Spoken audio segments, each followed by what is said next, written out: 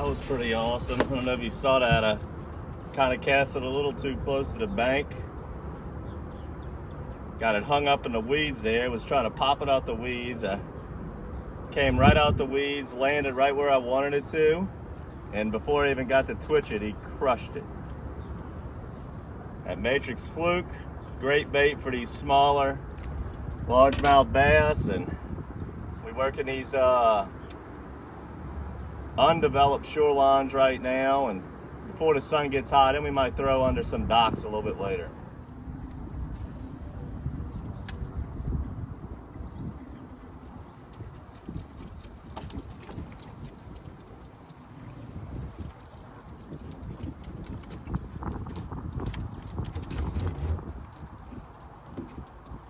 All right, whenever you're doing this, you know, staying close to these man-made canals and a lot of the bayous around here, it's got plenty of these little knotheads.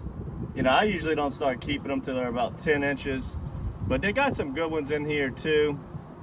But when you're fishing a lot of small bass, this little 3-inch Matrix Fluke is fabulous for it. Got it on a 4-aught owner hook there, a little swim bait hook, and you just get a lot of bites, and it keeps it entertaining while you're trying to weed through these to get to those 12 to 15-inch bass.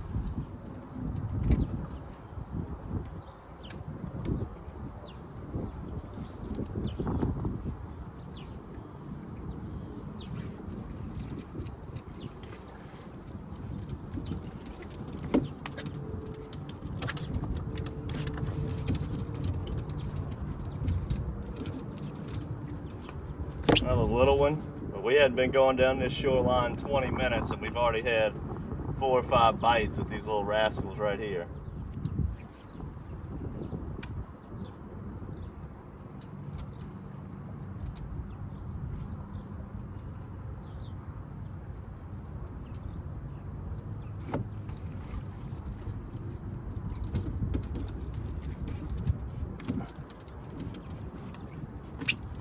Like perch fishing. These little bass make the best little fried little fillet nuggets. They're not the biggest, they don't fight the hardest, but get a good little fry off of there. All right, what I'm doing here is just gonna corkscrew the head of this fluke first. And then there's a belly slit on the belly. Go through there, try to center that hook when it punches out. And then if you want, you can skin hook it like that to make it straight. And you just want to work this thing as fast and erratic as you can close to the surface whenever you use it.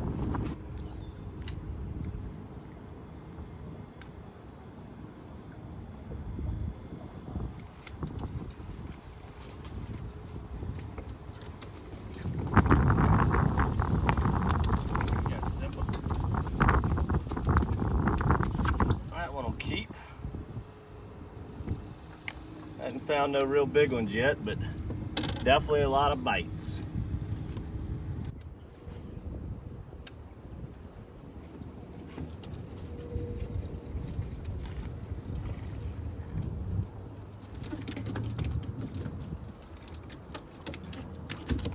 A lot of times, just like that one right there, as soon as that lure hits the water, they're crushing it. It's almost like they can see it flying in the air and they run into it to attack it.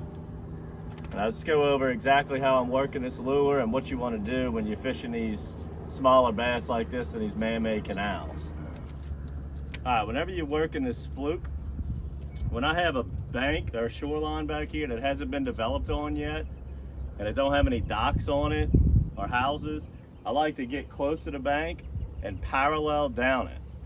And I'm parallel casting, that way I'll come straight down the canal. Most of these bass are relatively shallow right on the bank.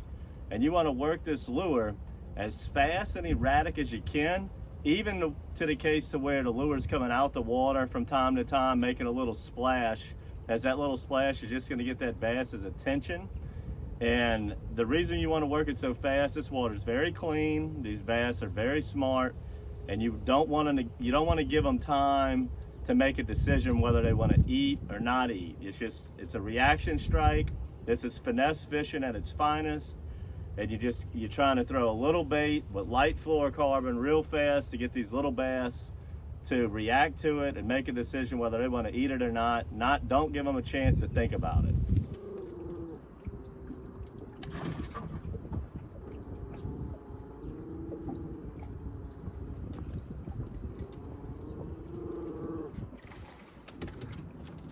There we go. Hush it. We got Nala growling at a Muscovy duck right now, but I switched on over to the side. It's got some houses and bulkheads and docks.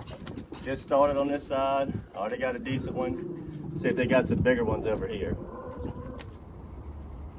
All right, sun's getting up. I'm gonna switch on over to what we call the shock top color and our little 3-inch matrix Fluke here. And whenever the sun gets up, I can see this really good in the water. So when you're twitching it up on the surface, when it disappears, you have a bass or something hit it. But I like staying close to home when we get into the dead of the summer. A lot of days, unless I get good reports or know of something going on really good, I'll get up real early and fish the trout. We used to have a lot of redfish in the duck ponds. As you know, the limits have changed, and it isn't just a fluke that they changed. All we would do is sight fish reds in the ponds. I mean, if you go back on some of our DockSide episodes, we have tons of those out there, and that's going to come back. It's still a great technique to have in your arsenal, is knowing how to sight fish the reds. But the reds we have in the estuary now are like 16 to 19 inches. Those aren't really the ones that you could see in the ponds that well. I'm hoping in the next year or two, those scatter out in the ponds, we get back to doing that. But in the meantime, speckled trout fishing could be tough this time of year. That's why we're staying in here doing the bass, saving gas and doing it easy. But if you do really want to, make a ride out there and chase down speckled trout, white trout in the dead of the summer, like Captain Chris does. Right now, those guys are out fishing all the way by the castle, by Violet, towards that Chalmette area. And they're fishing the rocks. It's got a deep ledge where the Lake Bourne and Mr. Go connects to each other. That's a good spot. There's a lot of good spots out there, the Riggs and Bourne. Some days Chris and them's having to run all the way to the backside of the Biloxi Marsh. And what trout do this time of year is they look for the saltier waters. And if it's fresh around here, it can be kind of tough. But we did have a pretty good June on the bridges here. Those fish finally have kind of petered out, and now you're having to make longer runs. So if you want to stay close to home, this is a great thing to do. Or if it's real windy, and it's not just here, it's, if you watch our last DockSide TV episodes, we do bass fishing all over the place. And if you want to take a ride, just get up early. You might want to pick up some live shrimp and do your best out there and be safe with the weather we've been having this summer.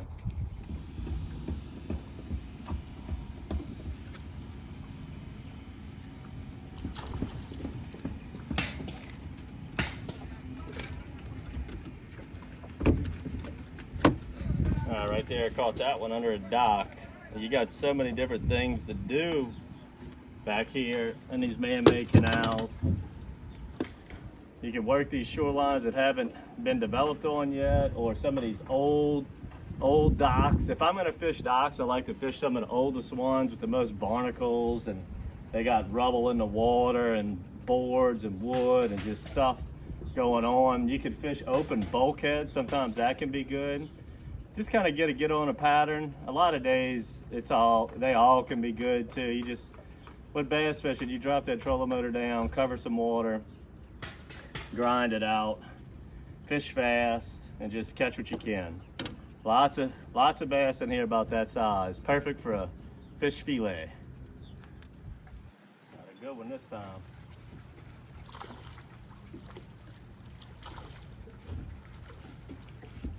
There we go.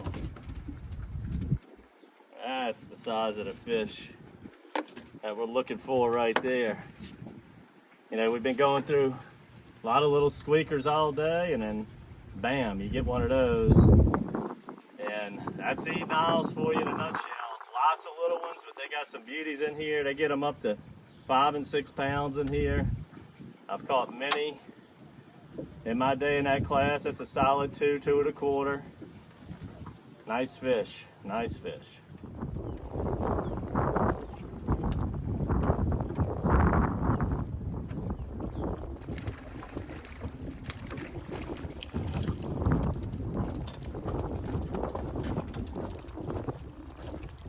Nice one on the old shock top. That brighter colors looks like it might be the way to go. The fish have gotten a little bit bigger, a little bit more aggressive.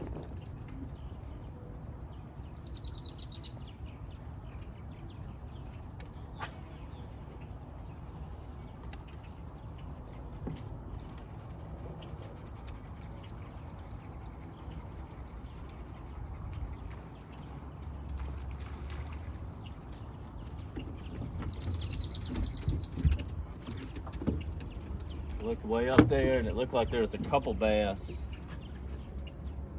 running them shrimp or something.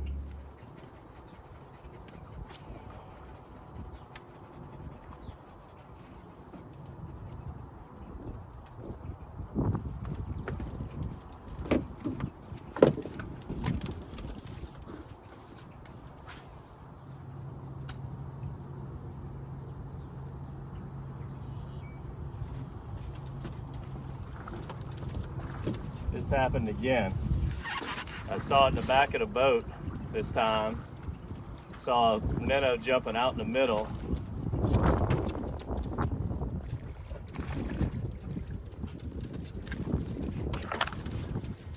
I don't know if you saw me race it to the back of the boat there. A minnow was jumping out in the middle. And the only way for me to reach it was run to the back of the boat and just bomb cast it. And it was in an area of the boat that just went over. It's probably the same little school of bass that was chasing minnows in the one right before. And this one, I guess they ran the minnows around the boat and then behind me, and I had to run to the back of the boat, bomb cast it, get that one. So always be super observant on the water. You know, bass fishing, especially bass fishing, is a fabulous way. If you can really perfect catching these guys, you can catch almost anything we have in the Pontchartrain Basin. Speckled trout and redfish are easy compared to these, but this is a good tip if you ever kind of get landlocked like today.